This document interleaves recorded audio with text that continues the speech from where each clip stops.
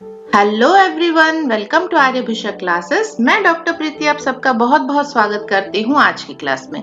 आज हम लोग साइकोलॉजी के एमसीक्यूज डिस्कशन करने वाले हैं। पिछले क्लासेस में हम लोगों ने 470 तक क्वेश्चंस कवर किए थे। आज हम लोग 471 से क्वेश्चन स्टार्ट करेंगे और 550 तक क्वेश्चंस हम लोग डिस्कस करेंगे। ये सारी क्लासेस आपको प्लेलिस्ट में मिल जाएंगी। जब आप हमारा चैनल ओपन करते हैं तो प्लेलिस्ट जरूर ओपन कीजिए, उसमें आपको सब्जेक्ट वाइज क्लासेस मिल जाएंगी, जिसमें साइकोलॉजी में आपको ये सारी क्लासेस जो है साइकोलॉजी या मेंटल हेल्थ नर्सिंग की आपको अवेलेबल हो जाएंगी। वहां से आप फ्री में इसको देख सकते हैं। क्लास स्टार्ट करने से पहले आप लोग हमारा चैनल जरूर सब्सक्राइब कर लीजिए और बेल आइकन जरूर प्रेस करिए, ताकि आगे जब भी कोई क्लास अपलोड हो वो आपको नोटिफिकेशन आ जाए। और आप लोग हमें जरूर बताइए कि आप लोग कहाँ से हमारी वीडियो देख रहे हैं, कौन से कॉलेज में, कौन से क्लास में आप लोग पढ़ते हैं, है ना, ताकि हमें भी पता चले कि हमारी वीडियो कहाँ कहाँ तक पहुंच रही है। आइए स्टार्ट करते हैं आज की क्लास और देखते हैं हमारा क्वेश्चन नंबर 471 क्या पूछ रहा है। अब हम लोगों ने प्रीवियस एग्जाम्स के क्वेश्चन पेपर डिस्कस करना स्टार्ट कर दिए हैं। तो ये क्वेश्चन आपके BHU स्टाफ नर्स एग्जाम 2015 में आया था। आइए देखते हैं क्वेश्चन क्या है। 471, एक नर्स मनोरोग विभाग में ECT प्राप्त कर रहे मरीज को अटेंड करे। ECT आप सबको पता है, हम लोगों ने पहले भी डिस्कस किया है, इलेक्ट्रोकन्वल्सिव थेरेपी इसको बोलते हैं, है ना। ये अटेंड कर रही है। फिर क्या हुआ, निम्नलिखित में से किसके अतिरिक्त सभी को अनुपालन सुनिश्चित करना चाहिए। ओके, तो मतलब सबको पालन करना चाहिए, लेकिन किसके अतिरिक्त इसने पूछा है, तो किसको अगर आप पालन ना करें तो चलेगा। ओके, तो ये आपका क्वेश्चन है। आइए ऑप्शंस पढ़ते हैं। बहुत ही घुमा फिरा के वो क्वेश्चन पूछ रहा है, तो बहुत ध्यान से आप क्वेश्चन पढ़िए, उसको समझिए, फिर ही आप ऑप्शंस में से सही ऑप्शन चूज करिए। देखिए क्या लिखा है, मूत्राशय एवं आंत को खाली करना आवश्यक नहीं है। ओके, नेक्स्ट पॉइंट है, मरीज के बाल साफ व सूखे होने चाहिए। हेयर पिन ब्रेसलेट शारीरिक छेदन को हटा देना चाहिए और मरीज या कानूनी वारिस से सूचित सहमति लेनी चाहिए। ये सारा जो है अनुपालन सुनिश्चित करना चाहिए। कौन कौन से पॉइंट उसमें आ गए, देखिए, बाल साफ और सूखे होने चाहिए, क्योंकि आप सर पे आप करंट दे रहे हैं, है ना, तो अगर बाल उसके गीले रहेंगे तो उस पे करंट फ्लो उसका क्या होगा, सही से नहीं होगा और उसके बाल जल जाएंगे। ये जो है ऑप्शन, ये आपका बहुत जरूरी है। हेयर पिन ब्रेसलेट शारीरिक छेदन, ये जितने भी मतलब उसने लगाए हों मेटल के आइटम्स, उस सबको हटा देना चाहिए, ये भी बहुत जरूरी है। मरीज या कानूनी वारिस जो है उससे आपको कंसेंट फॉर्म साइन करा लेना चाहिए, क्योंकि किसी भी थेरेपी के दौरान अगर कोई दुर्घटना होती है, कुछ मतलब ऐसा हो जाता है, कुछ एक्सीडेंट होता है, तो उस चीज के लिए, जैसे कि हम लोग बोलते हैं ना, इसकी जिम्मेदारी पूरी मरीज की रहती है, उनके घर वालों की रहती है, क्योंकि आप इलेक्ट्रिक करंट दे रहे हैं, तो हर चीज आपके हाथ में नहीं होती है ना, तो आपको कंसेंट फॉर्म साइन करा लेना चाहिए। ये 3 पॉइंट जो है आपको पक्का करना ही है। जो फर्स्ट पॉइंट ये लिखा है ऑप्शन ए, मूत्राशय एवं आंत को खाली करना आवश्यक नहीं है, इसने लिखा है, इसलिए ये गलत लाइन लिखी गई है यहाँ पे, ये बहुत ही आवश्यक है। ओके, इसलिए ऑप्शन ए आपका सही आंसर होगा। नेक्स्ट क्वेश्चन पे चलते हैं। क्वेश्चन नंबर 472, एक व्यक्ति फर्श पर एक डिजाइन को देख के उसे जीवाश्म समझता है, ये किसका उदाहरण है। तो ये यहाँ पे इसको भ्रांति हो रही है, इल्यूजन हो रहा है। एक फर्श पे डिजाइन बनी हुई है, उसको लग रहा है कि वो किसी प्रकार का जीवाश्म है, कोई जीव है, तो ये इल्यूजन होगा इसका आंसर, ऑप्शन ए। नेक्स्ट है क्वेश्चन नंबर 473, किसके अतिरिक्त सभी एनोरेक्सिया नर्वोजा के लक्षण हैं। तो इनमें से कौन सा एनोरेक्सिया नर्वोजा का लक्षण नहीं है, उसने पूछा है, किसके अतिरिक्त पूछा है ना। तो देखिए, बार बार खाने की आदत, शुष्क बाल व त्वचा, थकान, चिंतित व हताश दिखना। एनोरेक्सिया में आपको खाने का मन नहीं होता है, इसलिए बार बार खाने की आदत आपका गलत ऑप्शन होगा। ठीक है, तो ये आपका यहाँ पे सही आंसर, क्योंकि नहीं पूछा, अतिरिक्त पूछा है उसने। नेक्स्ट है क्वेश्चन नंबर 474, बेंजोडायजेपिन्स कौन से न्यूरोट्रांसमीटर पर क्रिया कर चिंता को कम करती है? ये भी बीएचयू का ही स्टाफ नर्स का क्वेश्चन है 2015 का। तो ये क्या करता है, गाबा रिसेप्टर्स जो होते हैं, जो न्यूरोट्रांसमीटर्स होते हैं गाबा, तो उनको ये क्या करता है, उनके ऊपर ये एक्ट करता है। ओके, और चिंता को कम करता है। गाबा आपका सही आंसर है। नेक्स्ट है क्वेश्चन नंबर 475। ध्यान न्यूनता अति सक्रियता रोग ADHD से पीड़ित 1 वर्षीय बच्चे के लिए सर्वाधिक प्रभावी मनोचिकित्सा कौन सी होगी? ये जो बच्चा है ADHD में क्या होता है, ये बच्चा ओवर एक्टिव रहता है, हाइपर एक्टिव रहता है। ठीक है, ये अगर आप उसको बुला रहे हो तो ये आपकी बातों की ओर ध्यान नहीं देता है। तो इस तरह का इसका सिम्टम रहता है। इसमें किस तरह की चिकित्सा करनी चाहिए? व्यवहार चिकित्सा या बिहेवियर थेरेपी अगर आप कराते हैं बच्चों को तो उसमें बहुत फायदा होता है। नेक्स्ट है क्वेश्चन नंबर 476। देखिए क्या लिखा है। चित्त विभ्रम से पीड़ित एक मरीज की नर्सिंग देखभाल के बारे में किसके अतिरिक्त सभी सही है? तो कौन सा सही नहीं है हमें ढूंढना है। तो ऑप्शंस पढ़ लेते हैं। मरीज को उसके स्वयं के कपड़े पहनने की अनुमति देना, बिल्कुल वो अपने कपड़े पहन पा रहा है कि नहीं ये भी तो देखना है, तो ये तो सही है। कमरे के परिवर्तन से बचना, विशेषतः रात को। तो कमरा नहीं बदलना चाहिए क्योंकि वो मानसिक रोगी है ना, चित्त विभ्रम है उसको, तो कहीं भी कुछ भी हो सकता है। अगर वो उस कमरे में उसको लेटाना चाहिए जिसमें वो परिचित हो, ठीक है, तो उसको बदलना नहीं चाहिए। परिजनों को मरीज के साथ ठहरने से रोकना, ये गलत है। किसी ना किसी अटेंडेंट को उसके साथ रहना चाहिए। तो सही नहीं इसने पूछा है ना सब, तो हमें निकालना है। ऑप्शन सी आपका सही आंसर होगा। जहां तक संभव हो शारीरिक बंधकों से बचना, तो कभी भी उसको उसके शरीर में कोई भी बंधन वाली चीजें नहीं रखनी है आपको, ये भी सही है। ऑप्शन सी आपका यहाँ पे आंसर होगा, क्योंकि परिजनों को मरीज के साथ ठहरने के लिए देना चाहिए, कोई भी एक अटेंडेंट कम से कम रहना चाहिए। नेक्स्ट है क्वेश्चन नंबर 477। मनोदशा एवं मनोभावों में परिवर्तन जो कि वास्तविक नुकसान के कारण दुख के रूप में व्यक्त होता है, क्या कहलाता है? KPSC स्टाफ नर्स एग्जाम का ये क्वेश्चन है। इसको हम लोग शोक कहते हैं। ठीक है, तो कोई नुकसान हो गया और आपको दुख हो रहा है, उस कंडीशन को हम लोग शोक कहते हैं, ग्रीफ जिसको बोला जाता है। ठीक, नेक्स्ट है क्वेश्चन नंबर 478। खुले स्थानों से अतार्किक डर कहलाता है। अतार्किक में बिना कारण के जब हमें किसी चीज से डर लगे उसको हम लोग बोलते हैं। अगर खुले स्थान पे अगर आपको डर लगता है बिना किसी कारण के तो उसको हम लोग एगोराफोबिया बोलते हैं। ऑप्शन सी एगोराफोबिया आपका सही आंसर होगा। नेक्स्ट है क्वेश्चन नंबर 479। तेज गति से बोले गए वचन जिसमें शब्द बिना किसी अर्थ के बंधे होते हैं क्या कहलाते हैं? तो बहुत ही स्पीड से वो बातें करता है और वो आपको समझ में नहीं आएंगी, वो इतनी स्पीड से बातें करता है। तो इस कंडीशन को हम लोग शब्द सलाद या वर्ड सलाद बोलते हैं, क्योंकि सब एक दूसरे में उलझे हुए होते हैं, वर्ड्स उसके क्लियर नहीं होते। नेक्स्ट है क्वेश्चन नंबर 480। मानसिक अनुभव जागरूकता के विभिन्न स्तरों पर संचालित होते हैं। कौन सा स्तर किसी के दृष्टिकोण, एटीट्यूड, अनुभूतियां एवं इच्छाओं को श्रेष्ठता से चित्रित करता है? तो ये जो कंडीशन है इसको हम लोग अचेतन या अनकॉन्शियस कंडीशन बोलते हैं। जब कोई बंदा अनकॉन्शियस होता है तो वो एटीट्यूड, फीलिंग्स, डिजायर्स कुछ उसका उस टाइम पे क्या बोलता है, उससे भी वो बड़ा होता है, मतलब वो कुछ काम ही नहीं करते हैं उस टाइम पे, इसलिए अचेतन श्रेष्ठ होता है। ठीक है, नेक्स्ट है क्वेश्चन नंबर 481। वास्तविक बाह्य उद्दीपन की अनुपस्थिति में मिथ्या संवेदी अनुभूति या बोध क्या कहलाता है? तो इसको हम लोग हैलुसिनेशन बोलते हैं। काफी बार हमने ये इस टाइप के क्वेश्चन डिस्कस किए हैं। जो चीज नहीं है, अगर कोई स्टिमुली नहीं है, वो चीज अगर पेशेंट को फील हो रही है तो हम उस चीज को हैलुसिनेशन बोलते हैं, उस कंडीशन। नेक्स्ट है क्वेश्चन 482। मनोविश्लेषण चिकित्सा या साइको एनालिटिक थेरेपी किसके द्वारा विकसित की गई थी? तो साइको एनालिटिक जो थेरेपी है वो किसने बनाई थी? सिगमंड फ्रायड ने ये थेरेपी इंट्रोड्यूस की थी। ऑप्शन ए सिगमंड फ्रायड आपका सही आंसर है। आरआरबी स्टाफ नर्स एग्जाम 2015 का ये क्वेश्चन है। आप लोग बड़े ध्यान से देखिए, काफी हमने इससे पहले एम्स पटना के भी क्वेश्चन डिस्कस किए।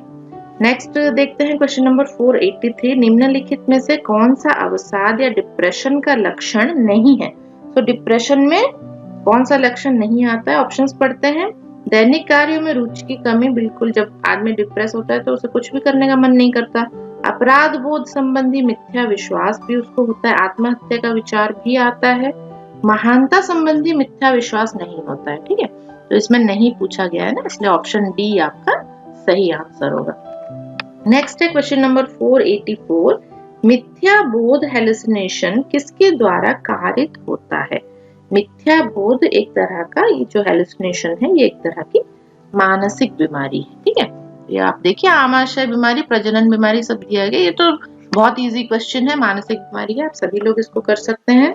नेक्स्ट है क्वेश्चन नंबर 485, बुजुर्ग लोगों में याददाश्त एवं ज्ञान संबंधी कार्यों को प्रभावित करने वाला रोग कौन सा होता है। तो देखिए कौन कौन से रोग हैं जिसमें उसकी याददाश्त जाती रहती है और उसकी नॉलेज जो होती है वो भी कम होती जाती है। तो ये कंडीशन डिमेंशिया में देखने को मिलती है, जब ओल्ड एज में डिमेंशिया होने लगता है, सिनाइल डिमेंशिया भी हम इसको बोलते हैं, तो उस कंडीशन में ये आपकी याददाश्त जाने लगती है और उसको समझ में भी कम आने लगता है। नेक्स्ट है क्वेश्चन नंबर 486, बुलिमिया नर्वोसा एवं एनोरेक्सिया नर्वोसा किस प्रकार के विकार हैं।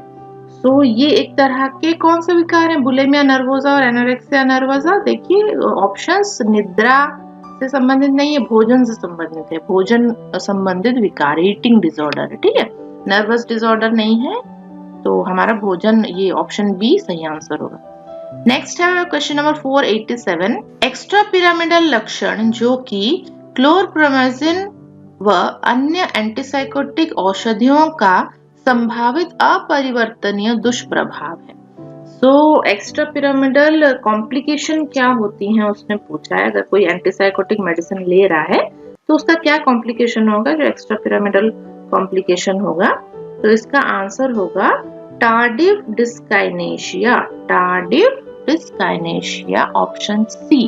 ओके, तो टार्डिव डिस्काइनेशिया होता है ऐसे कंडीशंस में, ये आप याद रखिएगा। नेक्स्ट है क्वेश्चन नंबर 488, वास्तविक उद्दीपन की अनुपस्थिति में किसी वस्तु की अनुभूति क्या कहलाती है। वही है हेलुसिनेशन कहलाती है। अगर वास्तविक रूप में ये नहीं है तो, और कोई पेशेंट इसको अनुभूत कर रहा है, तो ये हेलुसिनेशन कहलाएगा। नेक्स्ट है क्वेश्चन नंबर 489, बच्चों वाले व्यक्ति की देखभाल में मानसिक स्वास्थ्य के सिद्धांत लागू करते समय नर्स को ये जानकारी होनी चाहिए। तो नर्स को कौन सी जानकारी होनी चाहिए, देखिए कई अभिभावक अपने बच्चों के प्रति द्वेष का भाव अनुभव करते हैं। प्रत्येक अभिभावक बच्चों के लिए नैसर्गिक रूप से प्यार एवं स्वीकार्यता का भाव रखते हैं। ओके, ये ऑप्शन बी आपका सही आंसर है। जितने भी पेरेंट्स हैं, बच्चा चाहे कैसा भी हो, पेरेंट्स हमेशा बच्चों को प्यार करते हैं और स्वीकार करते हैं, ठीक है। तो ये जो नर्स है, इसको ये चीज का ध्यान रखना है, इसकी जानकारी रखनी है कि इस बच्चे के पेरेंट्स उसको कितना प्यार करते हैं और उसी रूप में उसको कितना स्वीकार करते हैं, ठीक। उसके बाद नेक्स्ट क्वेश्चन पे चलते हैं, क्वेश्चन नंबर 490, ऐसी स्थिति जिसमें बिना चिकित्सकीय प्रमाण के व्यक्ति को लगता है कि वह किसी शारीरिक रोग से ग्रस्त है, वह उसके लक्षण अनुभव करता है एवं बहुत चिंतित रहता है, ये कंडीशन क्या कहलाती है। तो इस कंडीशन को हम लोग सोमाटोफॉर्म डिसऑर्डर बोलते हैं, जिसमें पेशेंट को एक्चुअली कोई डिजीज नहीं होता है, कोई भी शारीरिक बीमारी नहीं होती है, लेकिन उसको लगता है कि वो बीमार है, ठीक है। तो इस कंडीशन को सोमाटोफॉर्म डिसऑर्डर बोला जाता है। नेक्स्ट है क्वेश्चन नंबर 491, द्विध्रुवीय विकार या बाइपोलर डिसऑर्डर के लिए इच्छित औषधि लिथियम की चिकित्सकीय रूप से प्रभावी मात्रा कितनी होगी। तो ये लिथियम जो दिया जाता है कितनी डोज में दिया जाता है, ये पीजीआई स्टाफ नर्स एग्जाम का ये क्वेश्चन है 2015 का। सो ये दिया जाता है 0.7 मिली इक्विवेलेंट पर लीटर से 1.3 milliequivalent per litre. Okay, option C आपका सही आंसर। नेक्स्ट है क्वेश्चन नंबर 492, एक मरीज अतिक्रियाशीलता उन्माद के लिए लिथियम कार्बोनेट ले रहा है, इस औषधि को लेते समय यह सुनिश्चित करना आवश्यक है कि वह डैश की पर्याप्त मात्रा ले रहा है। तो अगर कोई लिथियम कार्बोनेट ले रहा है तो उसके साथ उसको और क्या लेना चाहिए? सोडियम उसको लेना चाहिए। ठीक, सोडियम, ऑप्शन सी का सही आंसर है। नेक्स्ट है क्वेश्चन नंबर 493। एक मरीज यह कहते हुए कि इसमें जहर है खाना खाने से इनकार करता है, ये किसका प्रारूपिक उदाहरण है? उसको लगता है कि खाने में जहर मिला हुआ है और वो बोलता है इसमें जहर है, मैं नहीं खाऊंगा। अगर ऐसा मानसिक रोगी कोई बोल रहा है तो इसको हम लोग क्या बोलते हैं? इस कंडीशन को मिथ्या विश्वास बोलते हैं, क्योंकि जो चीज झूठ है वो उस पर विश्वास कर रहा है ना। डेल्यूजन की कंडीशन होती है ये। ऑप्शन बी आपका सही आंसर होगा यहाँ पे। नेक्स्ट है क्वेश्चन नंबर 494। निम्नलिखित में से कौन सा डेल्यूजन ऑफ रेफरेंस का श्रेष्ठ उदाहरण है? डेल्यूजन ऑफ रेफरेंस में क्या होता है? लोगों को लगता है, पेशेंट जो है उसको लगता है कि आप उसके बारे में हमेशा बात कर रहे हैं। ठीक है, तो देखिए ऑप्शंस में ऐसे कोई सिमिलर बात लिखी हो, अगर मेरे खाने में जहर मिलाया गया, नहीं, टीवी रिपोर्टर मेरे बारे में बात कर रहा है, ये ऑप्शन बी आपका सही आंसर होगा। उसको हमेशा लगेगा कि कोई उसके बारे में बात कर रहा है। नेक्स्ट है क्वेश्चन नंबर 495। दूसरे व्यक्ति के शब्दों या वचनों को दोहराना क्या कहलाता है? अगर कोई आप जो बोल रहे हो उसी चीज को दोहरा रहा है तो उसको हम लोग इकोलैलिया बोलते हैं। ठीक है, इकोलैलिया या शब्द अनुकरण। तो ऑप्शन ए आपका सही आंसर होगा। नेक्स्ट है क्वेश्चन नंबर 496।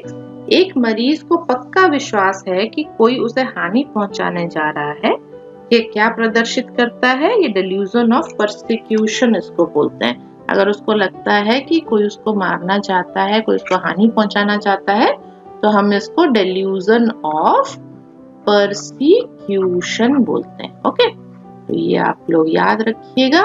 नेक्स्ट है क्वेश्चन नंबर 497। अपने स्वयं के महत्व, शक्ति, ज्ञान व पहचान संबंधी अतिरंजित धारणा क्या कहलाती है? अगर किसी पेशेंट को ऐसा लगता है कि मैं बहुत महान हूँ, मैं बहुत शक्तिशाली हूँ, मेरा ज्ञान सबसे ज्यादा बड़ा है, मुझे बहुत लोग पहचानते हैं, मैं बहुत बड़ा आदमी हूँ, तो इसको हम लोग डेल्यूजन ऑफ ग्रैंडियोसिटी बोलते हैं। ऑप्शन डी देखिए, delusion of grandiosity. Okay, next है क्वेश्चन नंबर 498। निम्नलिखित में से किसमें आत्महत्या का खतरा उच्चतम होता है? तो आत्महत्या का खतरा डिप्रेशन के केस में रहता है। देखिए यहाँ पे क्या लिखा है? अधिक अवसाद।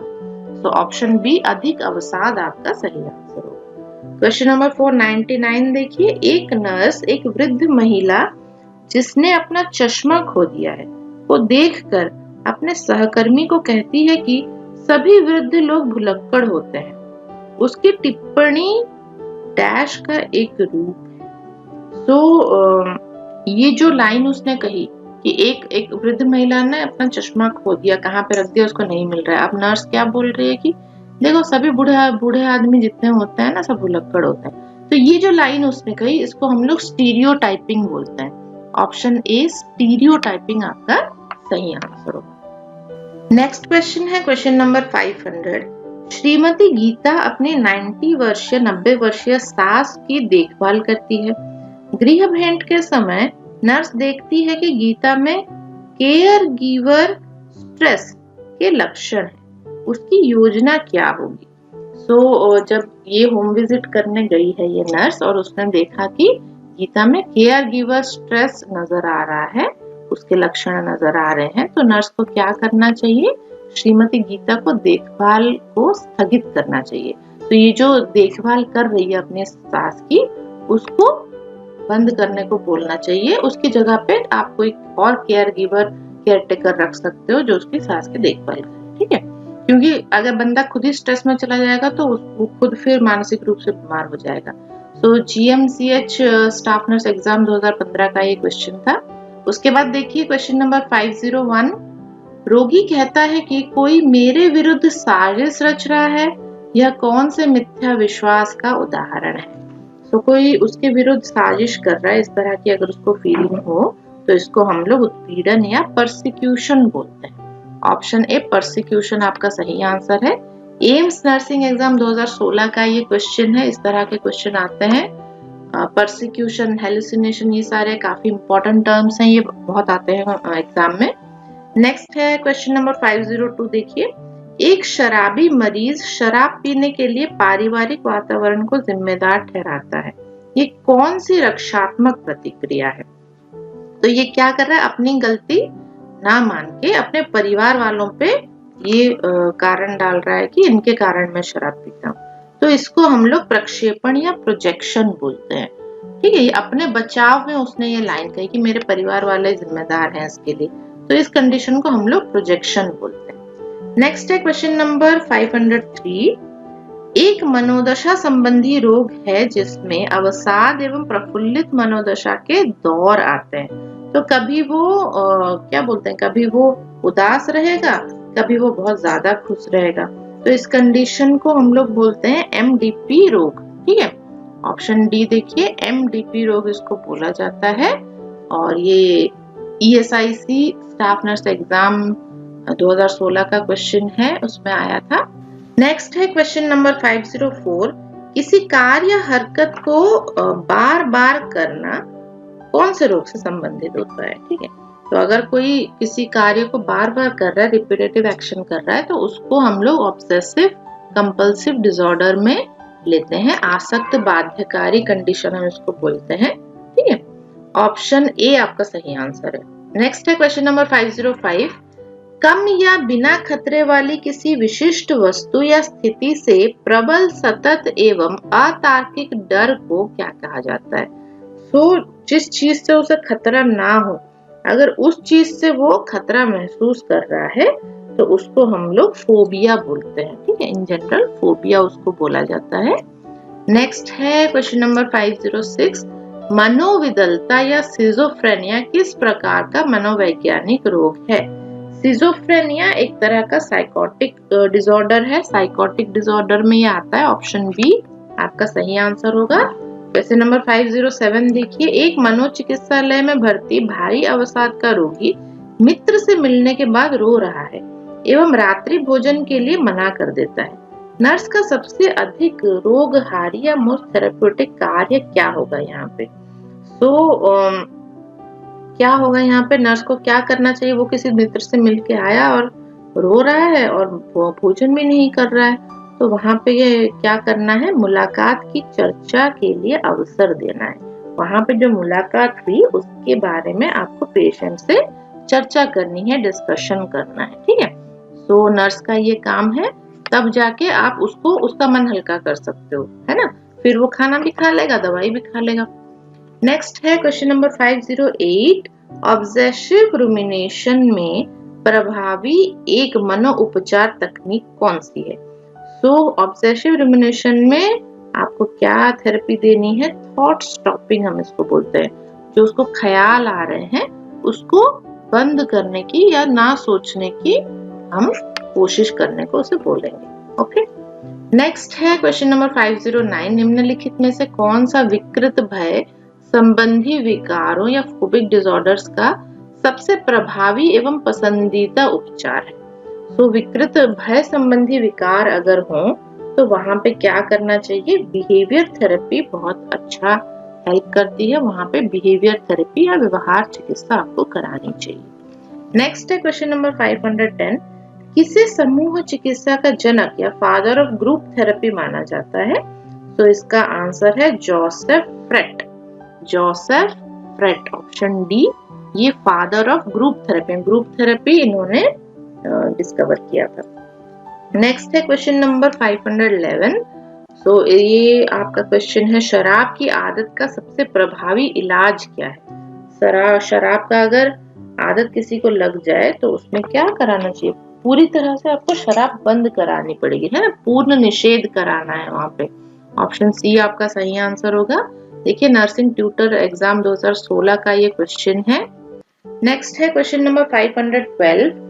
डैश कम से कम शारीरिक व मानसिक तनाव के बाद अत्यधिक थकान है। बहुत ही कम काम वो करता है, शारीरिक काम हो चाहे मानसिक काम हो, लेकिन बहुत ज्यादा थक जाता है। तो ये कौन सी कंडीशन होती है? न्यूरस्थेनिया, न्यूरस्थेनिया हम इसको बोलते हैं। ऑप्शन सी देखिए, न्यूरस्थेनिया इसका सही आंसर है। ये भी आपके 2016 का क्वेश्चन है ESIS स्टाफ नर्स एग्जाम का। नेक्स्ट है क्वेश्चन नंबर 513। आप एक मानसिक रूप से बीमार व्यक्ति को कैसे पहचान सकते हैं?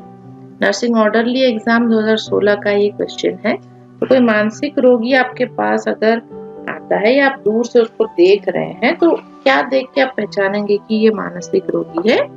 ये देखिए, ऑप्शंस पढ़ते हैं। उपद्रवी या हिंसक हो, चिंता या तनाव में हो, अपमानजनक या हिंसक व्यवहार करता हो, अन्य विकल्पों में से सभी। So all of the above यहाँ पे आंसर होगा। ऐसे एक्टिविटीज अगर कोई कर रहा है तो वो निश्चित रूप से मानसिक विकार ग्रस्त मनुष्य है।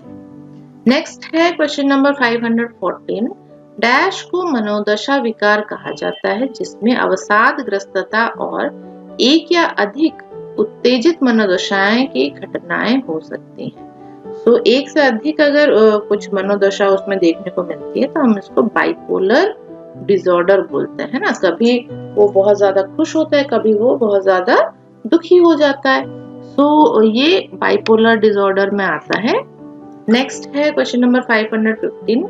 एक संक्षिप्त अवधि में विकसित अनुभूति में चेतना परिवर्तन की तीव्र गड़बड़ी क्या कहलाती है? इसको हम लोग क्या बोलते हैं? इसको बोलते हैं डेलीरियम। ऑप्शन डी डेलीरियम आपका सही आंसर है। नेक्स्ट क्वेश्चन है क्वेश्चन नंबर 516। नर्स को पूर्व अनुमान होता है कि एनोरेक्सिया नर्वोसा वाले एक किशोर के प्रारंभिक उपचार के लिए इनमें विशेष रूप में क्या शामिल करना चाहिए? तो एक बच्चा है, किशोर अवस्था में है, उसका एनोरेक्सिया नर्वोसा है, तो वहां पे क्या करना चाहिए? देखिए, व्याग्रता को कम करने के लिए दवाएं, पारिवारिक मनोचिकित्सा सत्र, परिवार के सदस्यों से अलगाव, इलेक्ट्रोलाइट असंतुलन में सुधार। तो सबसे मेन उसका जो प्रारंभिक उपचार जो उसे स्टार्ट करना चाहिए वो है इलेक्ट्रोलाइट इम्बैलेंस को मेंटेन करने की कोशिश करनी चाहिए। ठीक है, बाकी सारी चीजें तो बाद में होती रहेंगी। नेक्स्ट है क्वेश्चन नंबर 517। वह रोगी जो एक शब्द को अतिरेक से दोहराना जारी रखता है क्या व्यक्त करता है? तो वो एक ही वर्ड को बार बार रिपीट कर रहा है, इसको हम लोग स्टेरियोटाइप बोलते हैं। स्टेरियोटाइप। ऑप्शन सी आपका सही आंसर है। HPSSB स्टाफ नर्स एग्जाम 2016 का ये क्वेश्चन आया था उसमें। नेक्स्ट है क्वेश्चन नंबर 518। देखिए, उसी एग्जाम के 2-3 क्वेश्चन और हैं। एग्रोफोबिया एक भय है। एग्रोफोबिया कौन सा भय है? खुले स्थान का भय है। ऑप्शन ए आपका सही आंसर है। क्वेश्चन नंबर 519 देखिए, वह मनोलैंगिक विकृति जिसमें लैंगिक व्यवहार प्राणियों को निर्दिष्ट करता है, क्या बोलते हैं इसको? बेस्टियलिटी बोलते हैं। Okay, bestiality. ऑप्शन बी आपका सही आंसर है। नेक्स्ट है क्वेश्चन नंबर 520। गंभीर बौद्धिक तथा व्यवहारिक क्षतियों वाली जटिल विकासशील मस्तिष्क विकृति है। सो व्यवहार क्षति और बौद्धिक क्षति जिसमें होती है इसको हम लोग ऑटिज्म बोलते हैं। ठीक है, ऑटिज्म। ऑप्शन डी आपका सही आंसर है। इसमें बच्चे का मेंटल हेल्थ जो डेवलपमेंट होनी चाहिए वो नहीं हो पाता है। ओके, नेक्स्ट है क्वेश्चन नंबर 521। टार्डिव डिस्काइनेशिया क्या है? टार्डिव डिस्काइनेशिया क्या है? एंटीसाइकोटिक औषधियों का कॉम्प्लिकेशन होता है ये। एंटीसाइकोटिक औषधियां अगर आप ज्यादा ले रहे हैं तो उसमें आपको टार्डिव डिस्काइनेशिया होगा। टार्डिव डिस्काइनेशिया में एक्चुअली क्या होता है? कोई भी आपका इनवॉल्यूंटरी मूवमेंट होता रहता है किसी भी मसल्स का, तो रिपीटेटिव बार बार मूवमेंट होता है। जैसे कि कोई बार बार नाक अपने उचका रहा है, कोई अपने आईब्रोज उचका रहा है, बार बार कोई आंखों को झपका रहा है, बार बार पलकें झपका रहा है। तो इस तरह के अगर मूवमेंट्स इनवॉल्यूंटरी हो, उसकी जानकारी में ना हो, वो अपने आप ही होता हो, तो इसको टार्डिव डिस्काइनेशिया बोला जाता है। ठीक है, सो KPSC स्टाफ नर्स एग्जाम का ये क्वेश्चन था 2017 का। नेक्स्ट क्वेश्चन देखते हैं 522। मनोविदलता या सिजोफ्रेनिया में मिथ्या बोध हेलुसिनेशन का कौन सा प्रकार सामान्य है? तो सिजोफ्रेनिया में नॉर्मली ऑडिटरी हेलुसिनेशंस होते हैं जो साउंड नहीं है वो साउंड उनको सुनाई देते हैं। नेक्स्ट है क्वेश्चन नंबर 523, मतिभ्रम या डेल्यूजन एक विकार है। किस तरह का विकार है मतिभ्रम? ये एक थॉट का विकार है, ठीक है, सोच का विकार है। ऑप्शन सी आपका सही आंसर होगा। क्वेश्चन 524 देखिए, ऑपरेशन के पश्चात होने वाली सबसे सामान्य मनोरोग स्थिति कौन सी है? ऑपरेशन के बाद नॉर्मली डेलीरियम होता है पेशेंट्स को, अगर उनको कोई मानसिक रोग डेवलप करे तो डेलीरियम डेवलप कर जाता है। नेक्स्ट है क्वेश्चन नंबर 525, एग्रोफोबिया में किसका भय होता है? खुले स्थानों का भय। देखिए बहुत बार ये क्वेश्चन आया है एग्रोफोबिया, तो ये आप लोग याद रखिएगा, खुले स्थानों के भय को हम लोग एग्रोफोबिया बोलते हैं। नेक्स्ट है क्वेश्चन नंबर 526, ईसीटी पहली बार किसके द्वारा काम में ली गई थी? तो पहली बार ये किया गया था सरलेटी व बिनी द्वारा, ठीक है, सरलेटी व बिनी। ऑप्शन सी आपका सही आंसर है। नेक्स्ट है क्वेश्चन नंबर 527, सिजोफ्रेनिया शब्द किसके द्वारा गढ़ा गया था? ये शब्द किसने दिया था? ब्ल्यूलर ने ये शब्द दिया था, ब्ल्यूलर। ऑप्शन ए आपका सही आंसर है। क्वेश्चन 528 देखिए, प्राय क्लोरप्रोमाजिन को आईवी रूट द्वारा नहीं दिया जाता है क्योंकि यह कारित करता है। ये क्या करता है? ये सीरियस हाइपोटेंशन कर देता है, बीपी को एकदम लो कर देता है, इसलिए आईवी रूट से आपको नहीं देना चाहिए। नेक्स्ट है क्वेश्चन नंबर 529, निम्नलिखित में कौन सी एक रक्षात्मक प्रतिक्रिया या डिफेंस मैकेनिज्म नहीं है? नहीं पूछा है इसने। ऑप्शंस पढ़ने से पहले क्वेश्चन को आपको सही से पढ़ना है, क्या पूछा है, ठीक है। तो ये एक डिफेंस मैकेनिज्म में नहीं आता है, तो क्या नहीं आता है? देखिए ऑप्शंस, रैशनलाइजेशन, डिस्प्लेसमेंट, सब्लिमेशन और इनहिबिशन। इनहिबिशन आपके डिफेंस मैकेनिज्म में नहीं आता है, बाकी तीन आपके डिफेंस मैकेनिज्म में आते हैं। ओके, नेक्स्ट है क्वेश्चन 530, किसमें ईसीटी निषेध होती है? तो ईसीटी आपको किसमें नहीं देनी चाहिए? अगर इंट्राक्रैनियल प्रेशर बहुत ज्यादा बढ़ा हुआ हो तो वहां पे आपको ईसीटी नहीं करनी चाहिए। ओके, नेक्स्ट है क्वेश्चन 531, वास्तविक बाह्य उद्दीपक के बगैर मिथ्या संवेदी अनुभूति कहलाती है, हेलुसिनेशन कहलाती है। काफी बार ये क्वेश्चन आ चुका है, एम्स नर्सिंग जोधपुर और ऋषिकेश 2017 में ये क्वेश्चन आया था। तो हेलुसिनेशन हम इसको बोलते हैं, अगर कोई स्टिमुलस नहीं है और आपको वो दिखाई दे रहा है या सुनाई दे रहा है तो हम उसको हेलुसिनेशन बोलेंगे। नेक्स्ट है क्वेश्चन 532, देखिए, निम्नलिखित में से कौन सी मनोदशा स्थिर करने वाली औषधि नहीं है? तो नहीं पूछा है इसने, कौन सी मेडिसिन दी है? देखिए options, fluoxetine, lithium carbonate, valproic acid और क्लोनाजिपम। तो यहाँ पे जो फ्लॉक्सेटिन है वो आपका माइंड को स्टेबल नहीं करता है, ठीक है। नेक्स्ट है क्वेश्चन नंबर 533, हेलोपेरिडोल इंजेक्शन लगाने के लिए प्रयुक्त विधि है। हेलोपेरिडोल इंजेक्शन जब आप लगाते हैं तो उसको जेड ट्रैक में लगाना चाहिए। ऑप्शन ए जेड ट्रैक आपका सही आंसर होगा। नेक्स्ट है क्वेश्चन नंबर 534, ओसीडी में सबसे कम प्रभावी उपचार विधि कौन सी है? कम प्रभावी आपको ढूंढना है। तो देखिए options, exposure, cognitive therapy, medication या फिजिकल एक्सरसाइज। तो फिजिकल एक्सरसाइज जो होता है वो सबसे कम प्रभावी है, बाकी ये जो एक्सपोजर और कॉग्निटिव थेरेपी, मेडिकेशन, ये सारे आपके ज्यादा प्रभावी हैं ओसीडी में, ठीक है।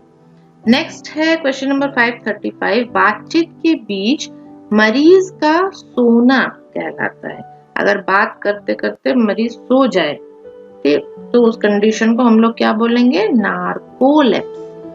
नार्कोलेप्सी, ऑप्शन बी आपका सही आंसर है। क्वेश्चन नंबर 536 देखिए, लिथियम की अधिक मात्रा लेने पर मरीज द्वारा व्यक्त लक्षण है। अगर लिथियम ज्यादा मात्रा में मरीज ले तो क्या होगा? बार बार मूत्र विसर्जन एवं पानी पीने जैसे लक्षण उसमें आएंगे, तो यूरिनेशन उसका बढ़ जाएगा और प्यास भी ज्यादा लगेगी। नेक्स्ट है क्वेश्चन नंबर 537, शेड्यूल्ड एक्टिविटी उपचार किसके मरीज के लिए प्रयोग किया जाता है? तो कौन से मरीज के लिए शेड्यूल्ड एक्टिविटी उपचार आपको देना चाहिए? अवसाद के मरीज के लिए, डिप्रेशन का अगर मरीज हो तो आपको उसके लिए एक शेड्यूल्ड एक्टिविटी बनानी चाहिए ट्रीटमेंट प्रोसीजर में। नेक्स्ट है क्वेश्चन नंबर 538। एक ओसीडी का मरीज ठीक हो जाता है एवं परिवार 3 माह से पूर्व उपचार रोक देता है, नर्स परिवार को क्या शिक्षा देगी? तो ओसीडी का मरीज है, उसके लक्षण ठीक हो गए, अब क्या हुआ, 3 महीने पहले ही उन्होंने उपचार बंद कर दिया। ठीक है, तो नर्स क्या बोलेगी उधर, उपचार लंबे समय चलेगा, उपचार पर निर्भरता नहीं होगी, पूर्ण उपचार के पश्चात डॉक्टर उपचार रोक देगा मरीज के लिए और उपचार की आवश्यकता नहीं है। ऐसा नहीं है, उपचार की तो आवश्यकता है ना, तो हम वहां पे आपको बोलना पड़ेगा कि उपचार लंबे समय तक चलेगा, आप इसको बंद मत करिए। तो ऑप्शन ए आपका सही आंसर है। क्वेश्चन नंबर 539 देखिए। एक व्यक्ति सोचता है कि कोई उसका पीछा कर रहा है क्योंकि उसके ब्रीफकेस में गुप्त कागजात है। ये क्या है, इसको हम लोग क्या बोलेंगे? वो सोच रहा है कि मेरे पास कुछ गुप्त चीजें हैं और मेरा कोई पीछा कर रहा है, मुझे नुकसान पहुंचाना चाहता है, तो ये आपका डेल्यूजन ऑफ परसिक्यूशन में आएगा। Okay, delusion of persecution, option A आपका सही आंसर है। सारे ही एम्स के क्वेश्चन हैं 2017 के। नेक्स्ट क्वेश्चन देखते हैं 540। निम्नलिखित में से कौन सा अवसाद का लक्षण नहीं है? तो अवसाद में आदमी डिप्रेस हो जाता है, सारे नेगेटिव फीलिंग्स उसमें आती हैं, है ना। तो ऑप्शंस देखिए, एनहेडोनिया, इरिटेबिलिटी, रेस्टलेस और होपफुल। होपफुल वो नहीं होगा, पॉजिटिव कुछ भी उसमें नहीं आएगा। ठीक है, तो ये नहीं पूछा है, इसलिए होपफुल आपका सही आंसर। नेक्स्ट है क्वेश्चन नंबर 541। कौन सा लक्षण चिंता वाले मरीज में नहीं दिखाई देता है? अगर कोई मरीज चिंताग्रस्त हो, एंजाइटी हो किसी को, तो क्या होता है? देखिए ऑप्शंस देखिए, मिथ्याबोध, बेचैनी पूर्व व्यवहार, चिंता, आरामहीनता। बिल्कुल वो बेचैन रहेगा, उसको आराम नहीं आएगा, उसको चिंता भी बनी रहेगी, लेकिन मिथ्याबोध उसको नहीं होगा। ठीक है, इसलिए ऑप्शन ए आपका सही आंसर, नहीं पूछा है यहाँ पे। नेक्स्ट है क्वेश्चन नंबर 542। मद्यपान की लत से पीड़ित एक मरीज ने 24 घंटे पूर्व शराब का सेवन बंद कर दिया है। वह कंपन, आवेश व भ्रम का अनुभव कर रहा है, निदान क्या है? तो इसको हम लोग विथड्रॉल सिम्टम बोलते हैं, alcohol dependence syndrome with alcohol withdrawal.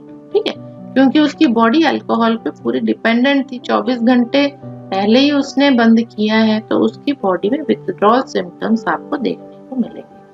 Next है क्वेश्चन नंबर 543। कुछ समय के बाद बोध या कॉग्निशन व चेतना, कॉन्शियसनेस में क्षति कहलाती है।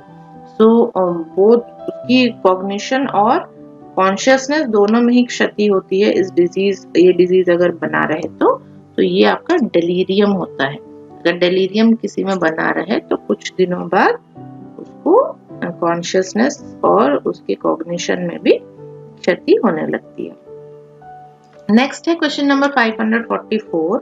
एक व्यक्ति जिसे हीरोइन की लत है, कौन से वापसी लक्षण या विथड्रॉल सिम्टम्स अनुभव करेगा? किसी को हीरोइन की आदत है, हीरोइन आपकी ड्रग्स होती हैं, ठीक है, तो ये एडिक्टिव ड्रग्स होती हैं, ये इसका एडिक्शन हो जाता है हीरोइन का। आप सभी ने मूवीज में तो देखा ही होगा हीरोइन, है ना।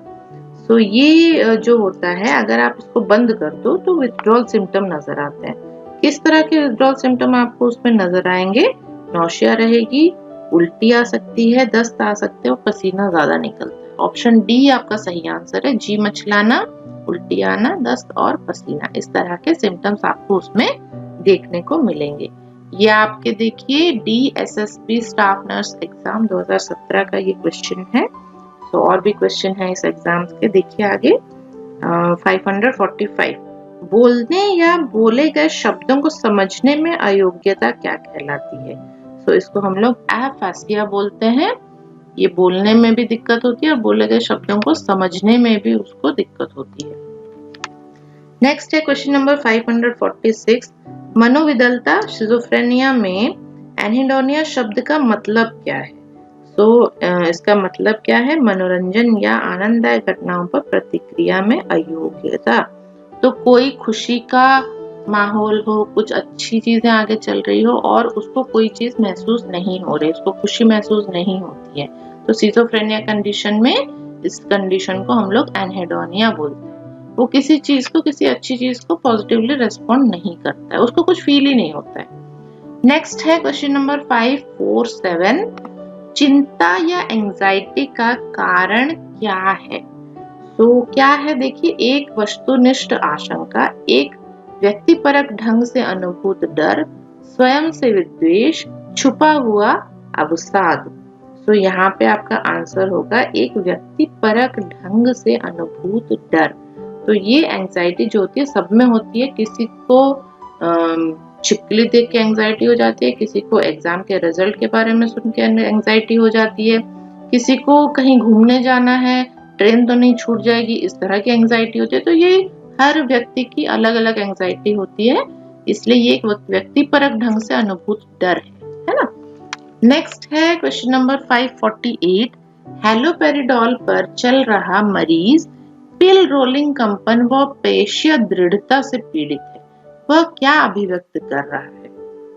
तो एक पेशेंट अगर हैलोपेरिडोल ले रहा है और उसमें पिल रोलिंग मूवमेंट आ रही है हाथों में, ठीक है, जैसे माला रोल करते हैं, पिल रोल करते हैं, तो उस तरह की मूवमेंट उसकी उंगलियों में दिख रही है, कंपन दिख रहा है और स्टिफनेस दिख रही है मसल्स में, तो इसको हम लोग क्या बोलते हैं? Pseudo parkinsonism. पार्किंसोनिज्म डिजीज में ये देखने को मिलता है, लेकिन अगर हैलोपेरिडोल कोई ले रहा है तो उसमें भी ये कंडीशन देखने को मिल सकती है एज अ साइड इफेक्ट। तो स्यूडो पार्किंसोनिज्म हम इसको बोलते हैं। नेक्स्ट है क्वेश्चन नंबर 549, मानसिक रोगों का विद्युत द्वारा प्रेरित दौरों द्वारा उपचार किससे संबंधित है? तो मानसिक रोग में जो करंट दिया जाता है सर में, तो वो किससे संबंधित है? बिनी व सेरेलिटी। सेरेलिटी और बिनी इनसे संबंधित है। ओके, तो ये आपका सही आंसर होगा। नेक्स्ट है क्वेश्चन नंबर 550 और आज की क्लास की ये लास्ट क्वेश्चन है। आइए देखते हैं, काफी इंटरेस्टिंग क्वेश्चन है ये। हैंडी डैंडी यह मेरा काम है, वह सेव मटर कस्टर्ड मटर की दुकान चाहिए। ये किस तरह का एग्जाम्पल है? अगर कोई पेशेंट आपको इस तरह की लाइन बोलता है तो उसका मतलब क्या है, वो मतलब क्या कंडीशन आप उसमें ढूंढेंगे? ये होगा विचारों की उड़ान। उसके जो थॉट्स हैं वो कहाँ से कहाँ तक जा रहे हैं, इसकी कोई लिमिट नहीं होती। तो विचारों की उड़ान, ये कंडीशन आपको वहां पे मिलेगी, ठीक है। तो इसी के साथ आज का क्वेश्चन पेपर हम लोगों ने कंप्लीट किया। 80 क्वेश्चंस हम लोगों ने आज की क्लास में डिस्कस किए। इसके आगे के क्वेश्चन हम लोग नेक्स्ट क्लास में डिस्कस करेंगे, तो आप लोग बने रहिएगा हमारे साथ। तब तक आप लोग हमारी दूसरी वीडियोस भी देखिए, काफी सारे और सब्जेक्ट्स की वीडियोस भी हमारे प्लेलिस्ट में आपको मिल जाएगी। और ये वीडियोस आप अपने फ्रेंड्स के साथ भी जरूर शेयर कीजिए ताकि वो लोग भी इसका फायदा उठा पाए, है ना। तो मिलेंगे नेक्स्ट क्लास में विथ मोर क्वेश्चंस, और भी इंटरेस्टिंग चीजें हम लोग डिस्कस करेंगे। बहुत सारी नई नई चीजें जानने को हमें मिलेंगी, है ना। तब तक आप लोग स्वस्थ रहिए, मस्त रहिए, खाते पीते रहिए और पढ़ाई करते रहिए। फिर मिलेंगे नेक्स्ट क्लास में। आज के लिए इतना ही। थैंक यू सो मच और आप लोगों को मेरा नमस्कार।